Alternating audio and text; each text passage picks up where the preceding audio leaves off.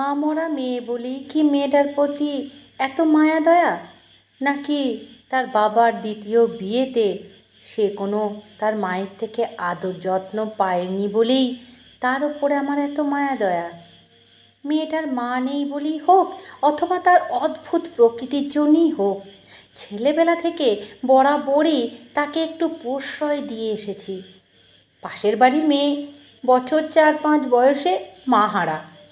বাপ যথা নিয়মে প্রথমবার বিবাহ জ্বালা নিবারণ করার জন্য দ্বিতীয়কে ঘরে নিয়ে এসেছিল। মনটি তারপর থেকেই প্রায় সরকারি সম্পত্তি হয়ে যায়। শুনতে পাই নাকি মনটির যে মা আসলে সৎ মা, বিমাতা, মনটিকে স্নেহপাশে বাঁধতে চেষ্টা করেছিল, তার কোনো ত্রুটি তিনি রাখেননি। কিন্তু মনটি যে চেষ্টা ব্যর্থ করে দিয়ে হয়ে উঠেছে একটা উদ্ধত অবাধ্য পাড়া বেড়ানি।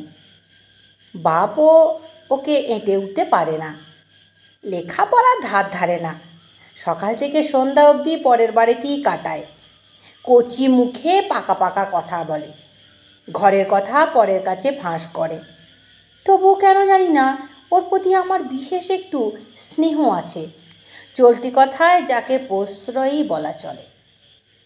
ওকে আমি লেখাপড়া শেখাবার চেষ্টা কিন্তু করি। ভূতের থেকে শুরু করে ভগবানের পর্যন্ত বহুবিধ গল্প আমি বলি।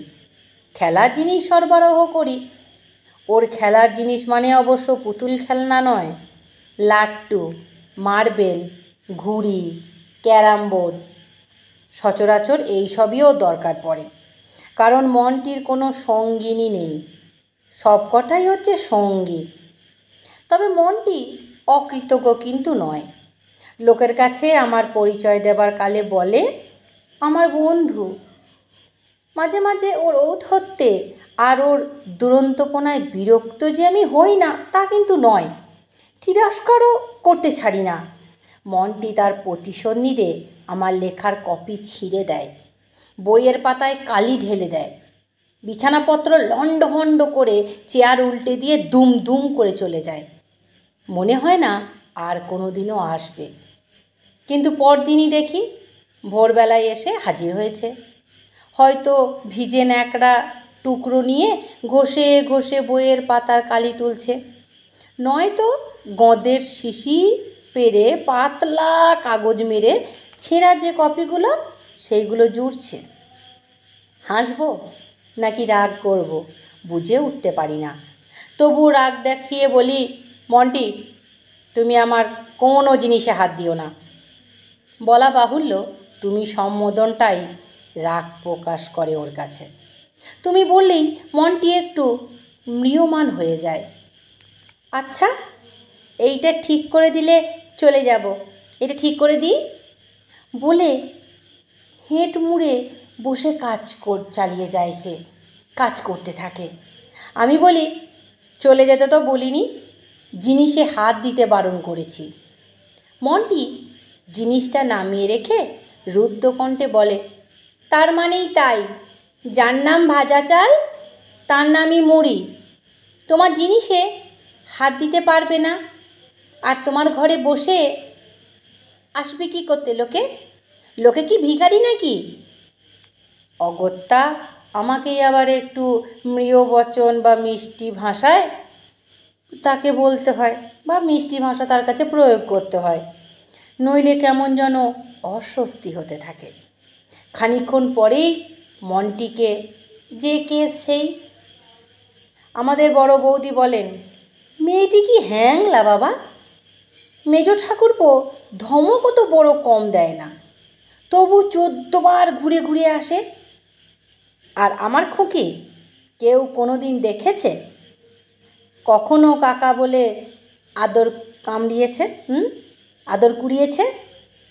বৌদির খুকি অনেক দিন বিয়ে হয়ে গিয়েছে।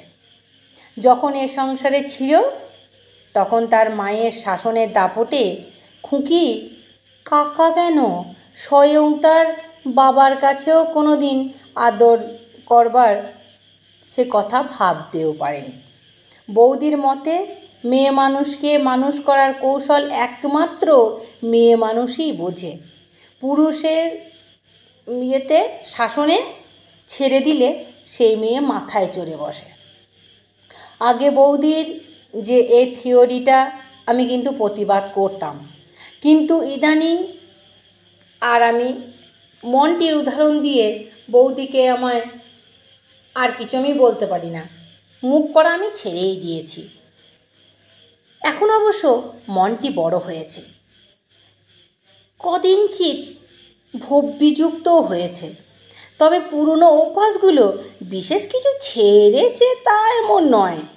রাগলে এখনও তার জ্ঞান থাকে না, লেখাপড়ার ধার ধারে না কোনো দিনও, কিন্তু বরাবর গল্পের বইয়ের জম।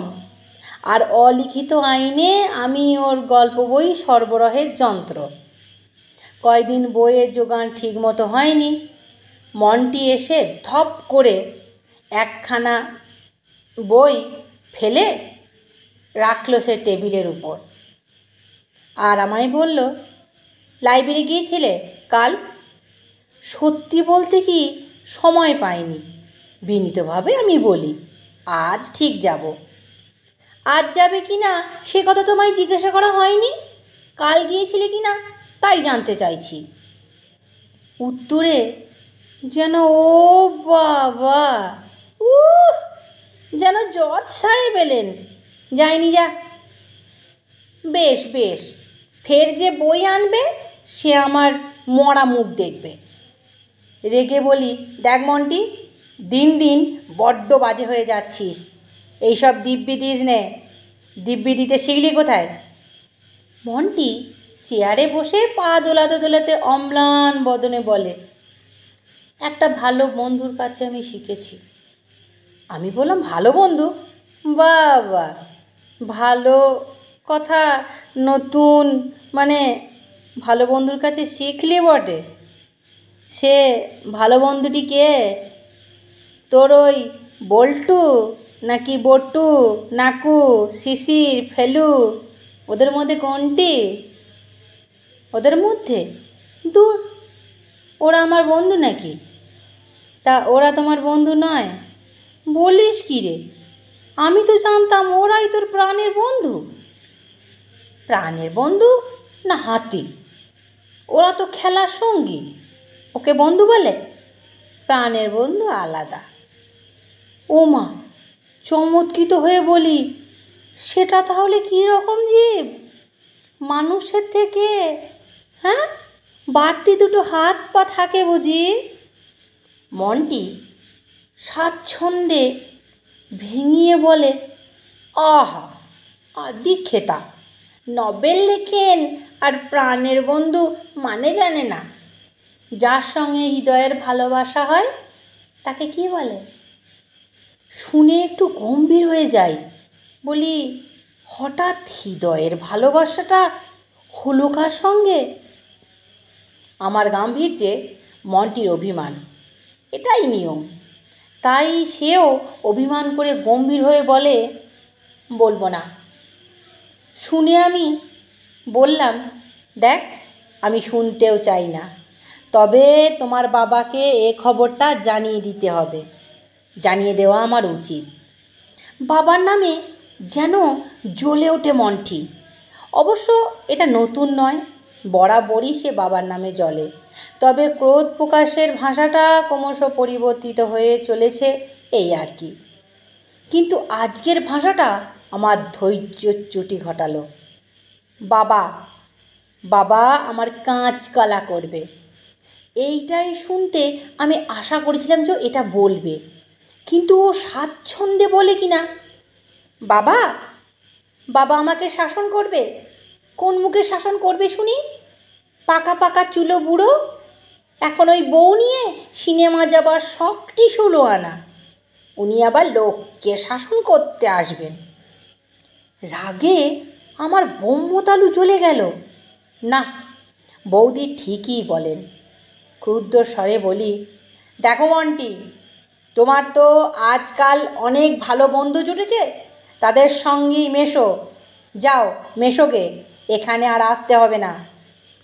মনটি যেন অবাক হয়ে যায়, দুই চোখ গোল গোল করে বলে, তাড়িয়ে দিচ্ছ? তাড়িয়ে দেওয়ার কথা হচ্ছে না, আমি এসব পছন্দ করি না। কতদিন বলেছি মা বাপের সম্বন্ধে ভদ্রভাবে সমীহ করে কথা বলতে, আমি বলিনি? বলেছ।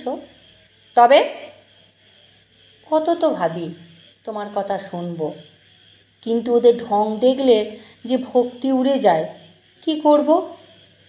হঠাৎ ভারী হাসি পেয়ে গেল, তবু কষ্টে হাসি চেপে বললাম, আর ওই সব ভালোবাসা, ওই সব আমার দু চোখের বিষ, বুঝলে? খুব খারাপ ওসব। নিশ্চয়ই বুঝছি, কোনো হতভাগ্য বকাটে ছোঁকড়ার পাল্লায় পড়েছে। যতই ধুলো মেখে রুক্ষ চুলে ঘুরে বেড়াক, তবু তো মেয়ে, 14-15 বছর বয়সও তো হলো। কে জানে কোন ছেলেটা মনটিকে মরা মুখ দেখবার দিব্যি শেখাচ্ছে। পাড়ায় নতুন নতুন ভাড়াটে আমদানি হয়েছে বটে কিছু কিছু। মনটি আমার কথা শুনে কোনো কথা না বলে গালে হাত দিয়ে চেয়ার ছেড়ে মাটিতে বসলো। আমি জিজ্ঞাসা করলাম, কি হলো, হঠাৎ মাটিতে বসলি যে? তুমি এই সব পছন্দ করো না, তোমার এসব দু চোখের বিষ। তবে এসব লেখো? কেন এসব লেখো কেন তুমি ঝুরি ঝুরি? তোমার সব গল্পতেই তো খালি ভালোবাসা আর ভালোবাসা। অনেক কষ্টে হাসি দমন করে বলি, ওসব বই এতে লিখতে হয়, সত্যিকার মানুষ কি বইয়ের গল্প? মনটি একটুক্ষণ করে বসে মাটিতে আঁচড় কাটে, অতঃপর মুখ তুলে বলে, আচ্ছা বেশ, ওকে তাহলে তাই বলবো।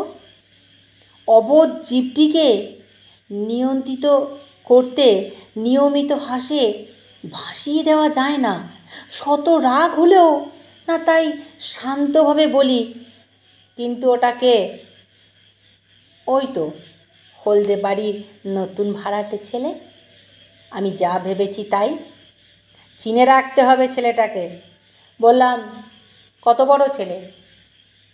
তোর চাইতে তো আমিও বড়। ধমকে উঠি আমি। আচ্ছা বয়স কত? লেখাপড়া করে না শুধু পাড়ার মেয়েদের সঙ্গে ভাব করে? মনটি করুণভাবে বলে, বয়স আমি জানি না, লেখাপড়া তো করতো, 2বার ফেল করেছে বলে ওর বাবা রাগ করে বলেছে পড়া ছাড়িয়ে নেবে। আর কারুর সঙ্গে ভাব করেনি, শুধু আমার সঙ্গে। যত শুনি তত চমৎকৃত হয়ে যাই। ভেবে চিন্তে আমি বলি, যে ছেলে 2বার ফেল করে সে তো বাঁদর, তার সঙ্গে মিশিস কেন? মিশিব না? একদম মিশবি না, খবরদার। মনটি নিজ স্বভাবে ফিরে আসে, উঠে দাঁড়িয়ে কোমরে হাত দিয়ে বলে, ইস, তাই বই কি, ফেল করলে মানুষ আর মানুষ থাকে না, বাঁদর হয়ে যায়? একথা আমি বিশ্বাস করি না। সবাইয়ের যদি ঘ্যান ঘ্যান করে পড়তে ভালো না লাগে, যাদের ভালো না লাগে ভদ্রলোকে তাদের বাঁদর বলে। মনটি অবশ্য বিনা প্রতিবাদে ওর প্রাণের বন্ধু সম্বন্ধে এ অপবাদ সহ্য করে যাবে এমন আশা আমি করিনি। ও সতেজ হয়ে বলে, বলুক গে, বলতে তো আর পয়সা লাগে না, ফেল করেছে বলে কি ওর বুদ্ধি নেই? তুমি তো শুধু গপ্প লেখো, ও গপ্প লিখতে পারে, পদ্যও লিখতে পারে। হো হো করে হেসে উঠি, হেসে বলি, তাহলে তো দেখছি আমার অন্ন মারা গেল। তা এতদিন এসব শুনিনি তো। কবে থেকে ভাব হয়েছে? আগের রোববার থেকে। ভাব হওয়ার কথা কাউকে বলতে বারণ করে দিয়েছিল যে তিলু? তবে বললি কেন? তোমাকে না বলে স্বস্তি হচ্ছিল না যে। তিলুটার একটা কিন্তু ভারী দোষ আছে, তোমাকে দেখেনি তবু তোমার ওপর ওর খুব রাগ। পরম কৌতুক অনুভব করি, এ তো মন্দ নয়। একটা মজার গল্পের প্লট পাওয়া গেল। গম্ভীর হওয়ার ভানে বলি, কেন, আমার অপরাধ? এই তো মজা, শুধু শুধুই বলে, ও বাড়িতে 24 ঘন্টা যাস কেন? ও যে বুড়োটা বই লেখে সে তোর কে হয়? এই সব আমিও আচ্ছা করে শুনিয়ে দিয়েছি, বললাম ও আমার চিরকালের বন্ধু হয়, তা জানিস। শুনে রাগ করে 1 ঘন্টা কথাই কইল না। তারপর পায়ে পড়ে রাগ ভাঙাই। আমি স্তম্ভিত হয়ে বলি, ছি ছি ছি ছি, তোমার একটু মান অপমান জ্ঞান নেই? মান অপমান? মনটি একটু সামছে নেয়, তারপর আগ্রহ বলে বলে, তাতে কি, আগের দিন তিলু তো আমার পায়ে পড়েছিল। পাড়ার হেন একটি রত্নের আবির্ভাব সংবাদ জেনে আমি মুচড়ে পড়লাম। আমি আশ্চর্য হয়ে গেলাম। বুঝি রতনে রতন চেনে এই যে প্রবাদটি কত সার্থক। তবু মনটা দমে যায়। কাণ্ডজ্ঞানহীন এই মেয়েটার সম্বন্ধে দুশ্চিন্তার আমার অন্ত থাকে না। খাওয়ার সময় পার হয়ে যাচ্ছে বলে মন্টির বাড়ি থেকে ডাকতে আসায় সে চলে যায়, আর আমি বসে বসে অনেক কিছু ভাবতে থাকি। তিলু নামধারী যে গুণনিধিটিকে একবার দেখা দরকার। কোন বংশের কুলতিলক কে জানে? অন্তত এ বাপটিকে ডেকে একটু আলোকপাত করা উচিত এই বিষয়ে। আগুন তো অবদেরাই জ্বালে, কিন্তু অবদে রাতে জ্বালানো বলে সে আগুন কিছু আর তো স্বভাব ধর্ম পালন করতে ছাড়বে না।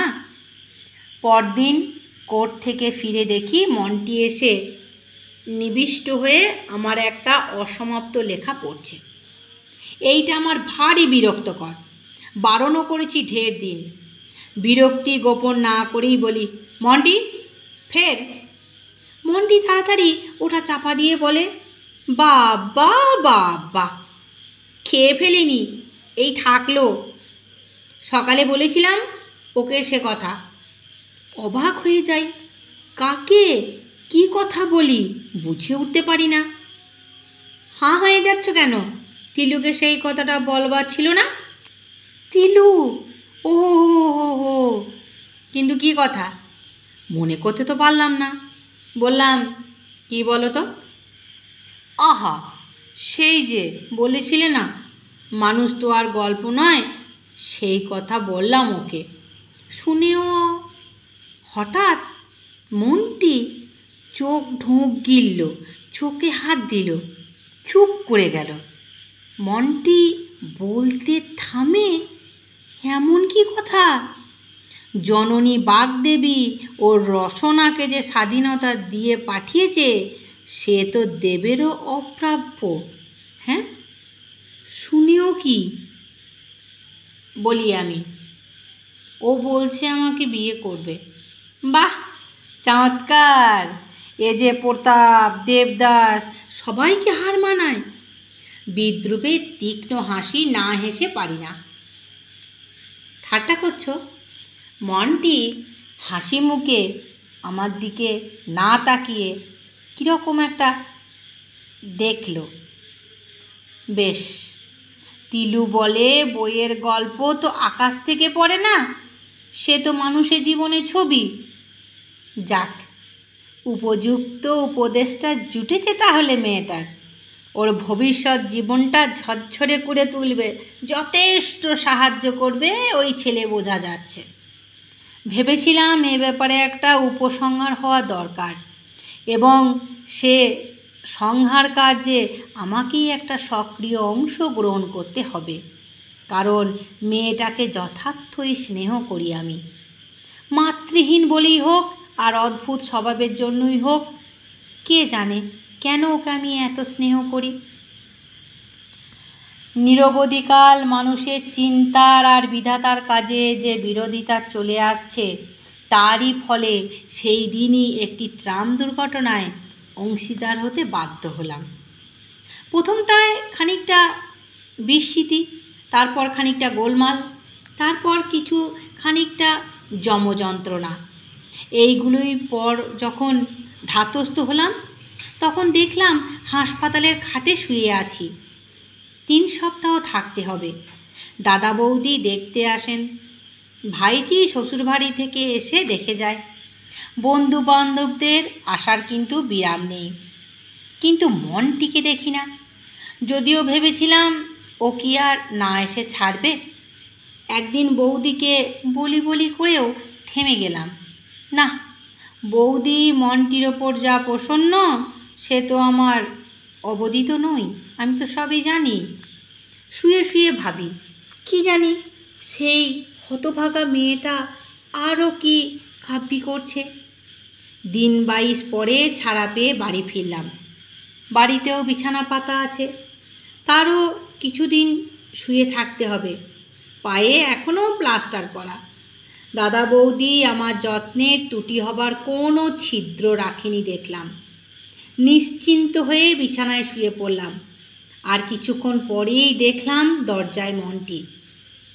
আমি না দেখার ভান করে অন্যদিকে তাকিয়ে থাকি। দেখি বেচারা কিছুক্ষণ দাঁড়িয়ে থেকে ধীরে ধীরে দরজা থেকে সরে যায়। আহা, আর নিষ্ঠুরতা সাজে না। হাঁক দিয়ে বলতে হয়, চলে যাচ্ছিস যে? এইটুকুর অপেক্ষায় ছিল। মুহূর্তে মনটি ঘরে ঢুকে বিছানার এক পাশে বসে পড়ে বলে, তুমি তো কথা কইবে না? আমি গম্ভীরভাবে বলি, না কওয়াটাই উচিত। আর কেউ হলে কি কইতো কথা? আমার এই তুচ্ছ কথাটা যে এমন বিপর্যয় ঘটাবে তা কে জানতো? সহসা বিছানার একাংশে উপুড় হয়ে পড়ে মনটি এবং উচ্ছ্বাসিত ক্রন্দনের মধ্যে উচ্চারণ করে, আমার কি দোষ? আমি কি নিজে যেতে পারি? আমি কি জানি হাসপাতাল কোথায়? আমার কি মন কেমন করতো না? মনটির কান্না, মনটির চোখে জল, এ কি অভূতপূর্ব দৃশ্য! না, কখনো দেখেছি বলে মনে পড়ল না। অপ্রতিভ হতে পথ পাই না। ব্যস্ত হয়ে বলি, আরে আরে, কি মুশকিল, ঠাট্টা করেছি রে বাপু। আমি কি জানি না তোর খুব মন কেমন করছিল? সত্যিই তো, কি করে যাবি? তোকে কি কেউ নিয়ে গিয়েছে? মনটি উঠে বসে, জল ভরা চোখে ঝরাম করে বলে বসে, তিলে মুখ পোড়াকে বললাম, নিয়ে চল। উজবুকটা বলে কি না, আমিই বা কী করে জানবো কেমন করে হাসপাতালে যেতে হয়? শোনো কথা, কানা করার ক্ষমতা নেই ওনার, আবার বিয়ে করার শখ। গলায় দড়ি এমন বেটা ছেলে। সেই দিনই জম্মের আড়ি করে দিয়ে চলে এসেছি। খুব খোসামত করতে এসেছিল। আমি বলে দিলাম, যা বেরো, তুই তো একটা মেয়ে মানুষ, মেয়ে মেয়ে বিয়ে হয়। আমি বলতে যাচ্ছিলাম, আচ্ছা, তা তুই নিজে তো একটা বেটা ছেলে সামিল। বলা হলো না। বৌদি ঘরে ঢুকলো, গম্ভীরভাবে বলল, মন্টি, বাড়ি যাও, তোমায় ডাকতে এসেছে। মন্টি বলল, পরে যাব। বৌদি বলল, রাত্রি 9টা বাজে, দেখেছ? দেখেছি। আচ্ছা বেহায়া মেয়ে বাবা, বাবা যে সেদিন কেমন পিটিয়ে লাল করে দিল, এত তাড়াতাড়ি ভুলে গেলি? ফের এ বাড়িতে এলে মেরে পিঠের ছাল চামড়া তুলে দেবে বলেনি? বলি কচি খুঁকি সাজবার পথ আর রেখেছিস? মনটি কাঠের মতো মুখ করে বসে আছে। শুনে ভয় হয়ে যায়। কি জানি কী করে বসেছে, জানি তো অবোধের আগুন জ্বালে। ভয়ে ভয়ে বলি, কি হলো হঠাৎ? কি হয়েছে ওকেই জিজ্ঞাসা করো, বলুক নিজের মুখে। বলে বৌদি একটু তিক্ত হাসি হাসলেন। আর সেই হাসি বোধ করি মনটির গায়ে বিষ ঢেলে দিল।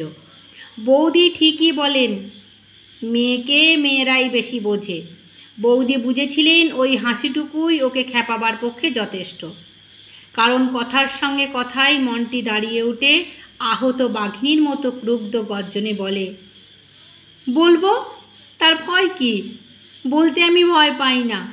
বলেইছি তো, ওই আমার আসল প্রাণের বন্ধু, ওকেই আমি বিয়ে করব। স্তম্ভিত হয়ে বলি, তবে সে এক্ষুনি বলছিলি তিলে মুখ পোড়া, বললি জন্মের আড়ি হয়ে গেছে ওর সঙ্গে। মনটি বৌদিকে ছেড়ে আমার দিকে মুখ ফেরায়। সেই একই বাঘিনীর ভঙ্গিতে বলে, তিলের কথা কে বলেছে? আমি তো তোমার কথা বলছি। তোমাকেই আমি সত্যি ভালোবাসি। তুমি কয়দিন ছিলে না, কেঁদে কেঁদে মরছিলাম আমি। কই, তিলে মামার বাড়ি যাওয়ার তো আমার কান্না পাইনি। সেই থেকেই তো ধরতে পারলাম তোমাকেই আমি। বৌদি মুখে আঁচল দিয়ে টিপে টিপে হাসতে থাকে, আর আমি বিরচিত গর্জনে ধমকে উঠি, বটে, এইসব পাখামি শেখা হচ্ছে। পাড়ায় যত হতচ্ছাড়া ছেলেগুলোর সঙ্গে মিশে উচ্ছন্নে গিয়েছে একেবারে। যা, বাড়ি যা, খবরদারে মুখো হবি না, দেখে নেব তোকে, বেয়াদব বেয়ারা মেয়ে। হয়তো বৌদি দাঁড়িয়ে ওরকম বিশ্রীভাবে না হাসলে এতটা রূঢ় হতাম না, হয়তো হেসে ফেলতাম। কিন্তু এখন আর হাসি আসছে না। মনটি মুহূর্তখানেক বোকার মতো আমার মুখের দিকে তাকিয়ে থেকে হঠাৎ ছুটতে পালিয়ে গেল। আস্ত পাগল বলে বৌদিও বেরিয়ে গেল। শুধু আমি ভাঙা পা নিয়ে চুপ করে শুয়ে থাকি নিরুপায় চিত্তে। কিন্তু পা না ভাঙলেই বা কী উপায় করা সম্ভব হতো? মনটি যখন অ্যাম্বুলেটার চড়ে রাস্তায় বেরিয়ে বেড়াতো, আমি তখন রীতিমতো চালের সঙ্গে নির্ভুল টাই বেঁধে কোর্টে যাওয়া আসা করছি। কাল সমুদ্রের এই দুরন্ত ব্যবধান এমন অনাসে লঙ্ঘন করলো কি করে? এও একটা কৌতূহলের গল্পের প্লটই বই কি, কিন্তু এই প্লটকে কাজে লাগাতে পারবো বলে মনে হয় না। কোথাও যেন একটা বিরাট ক্ষতির গম্ভীর সম্পূর্ণতা অনুভব করছি, শূন্যতা অনুভব করছি আমার মনের মধ্যে। নিশ্চয়ই টের পাচ্ছি, ভোর না হতেই ছুটে এসে জল ন্যাকড়া টুকরো ঘষে ঘষে নিজে ঢালা এই কালির দাগটা মুছতে বসবে মনটি নিজেই। ছেলেবেলায় রাগ হলেই ও নিজের খেলার জিনিস নিয়ে ভেঙে চুরে তছনছ করত। ভাবতে চেষ্টা করছি আজও হয়তো শুধু রাগ করেই, কিন্তু কই, তাতেও ঠিক মনে থেকে সায় পাচ্ছি না। এক আশ্চর্য কি এক ঘটনা আমার সাথে ঘটে গেল। আমি বৈশাখী বলছি, কণ্ঠে বৈশাখী থেকে তোমাদের এই গল্প আমি শোনাচ্ছি। তোমাদের গল্প কেমন লাগলো সেটা কিন্তু জানাতে ভুলবে না। আশাপূর্ণা দেবীর লেখা গল্পের নাম মন্টি। সঙ্গে থাকো, সুস্থ থাকো, আর যেভাবে তোমাদের মূল্যবান কমেন্ট জানিয়ে আমাকে উৎসাহ দিচ্ছ, এইভাবেই উৎসাহ দিতে থাকো। আমি তোমাদের আরও অনেক নতুন নতুন গল্প শোনাবো। আর কি, নমস্কার।